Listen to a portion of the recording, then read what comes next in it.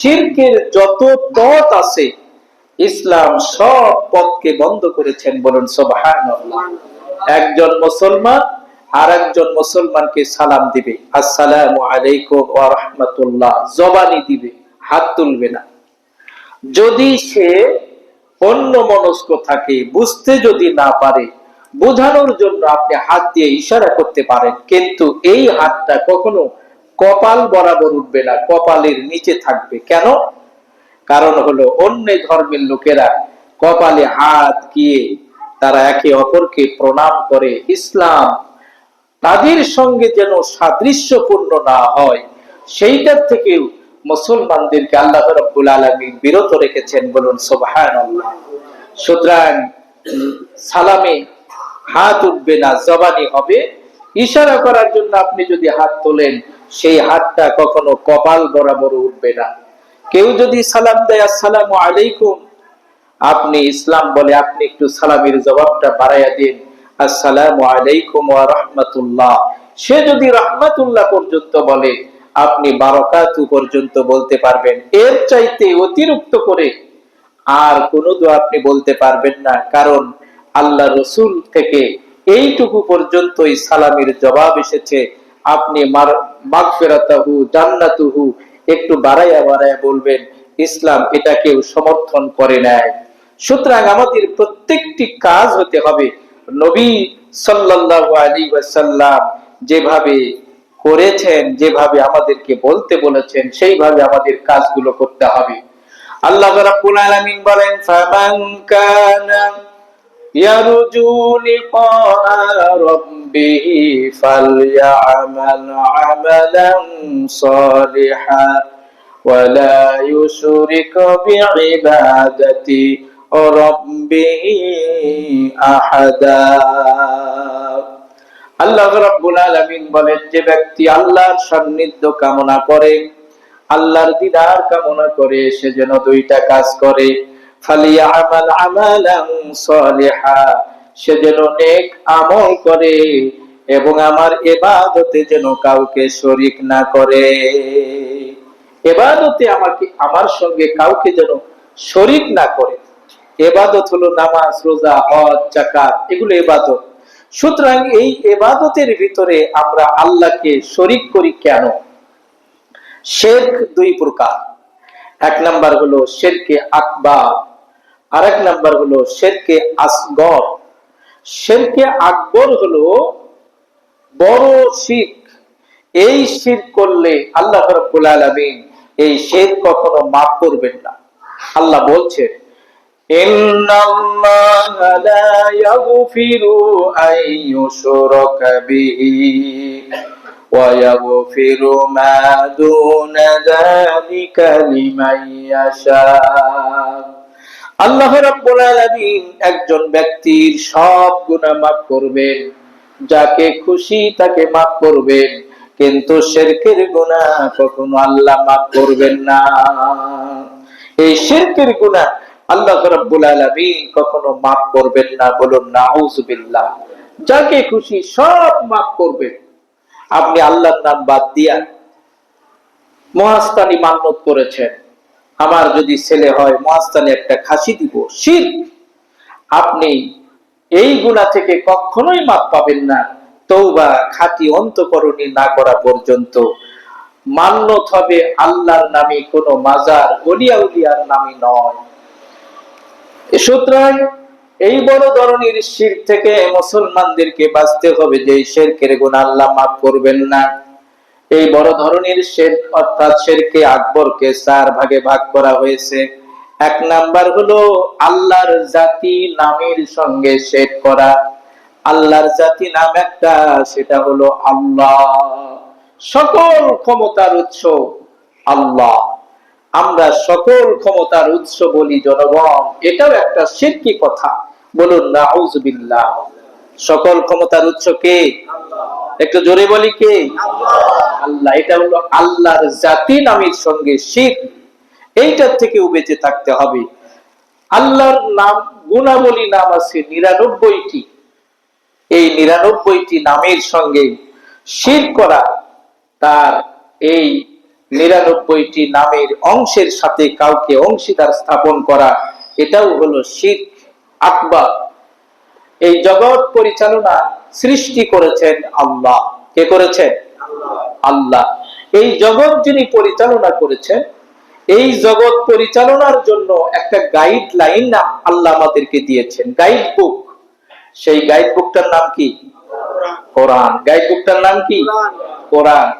এই guide book দিয়ে এই সৃষ্টি জগৎ পরিচালিত হোক, এটা যারা যারা চান না, এটাও শিরকের ভিতরে একটা গুনাহ। এই শিরকের গুনাহ থেকে বাংলাদেশের অধিকাংশ মানুষ আমরা বাঁচতে পারি না। কি বলেন, বাঁচতে পারি?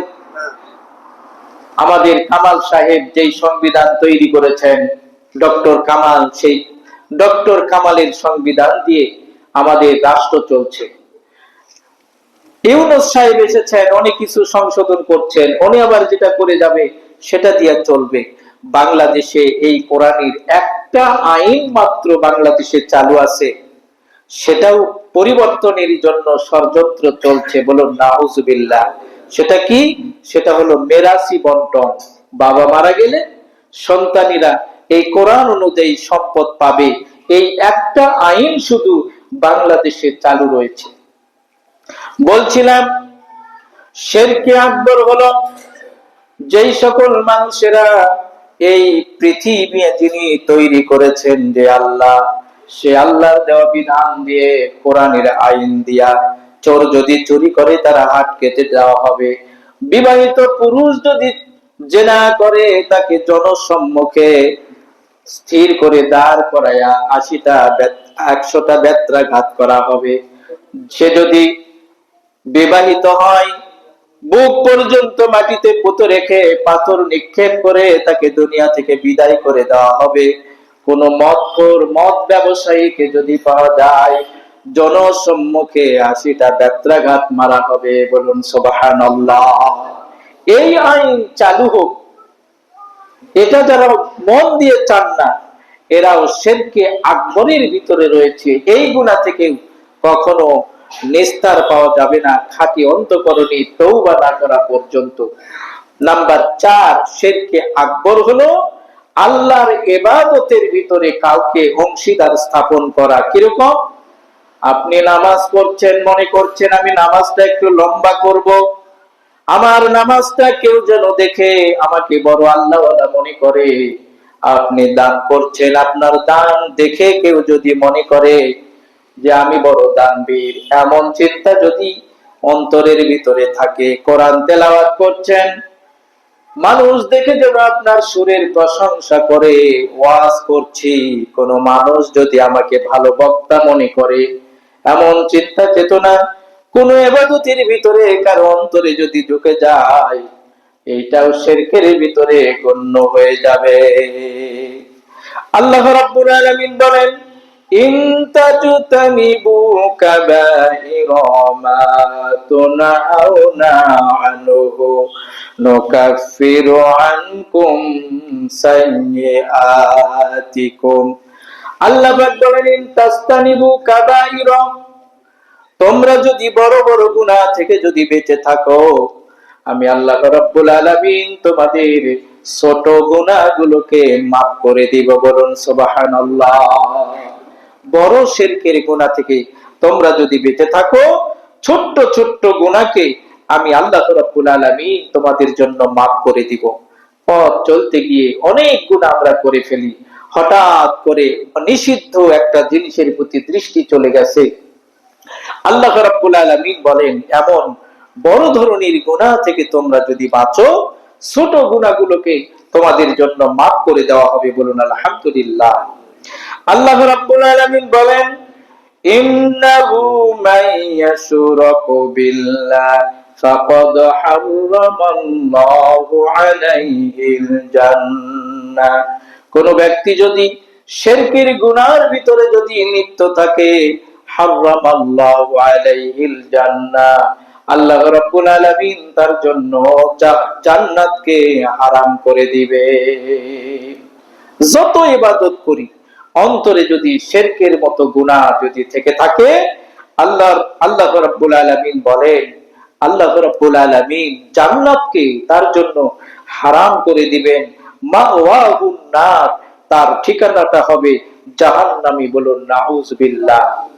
ওয়া মা লিয-যালিমিনা মিন আনসার, জালিম যারা এই পৃথিবীতে আল্লাহর হুকুম ছাড়া দুনিয়ার কোন মানুষের বিধান চলুক, আল্লাহর নিষিদ্ধ জিনিসগুলোর প্রতি যে আসক্ত, আল্লাহর নিষিদ্ধ কর্মকাণ্ডের সঙ্গে যে জড়িত, আল্লাহ রাব্বুল আলামিন তাকে জালিম বলেছেন।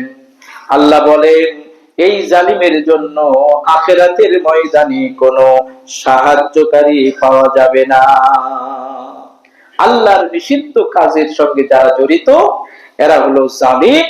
আল্লাহ পাক বলেন এই সকল জালিমকে আল্লাহ রাব্বুল আলামিন কিয়ামতের দিন সাহায্য করার জন্য কেউ এগিয়ে আসবে না।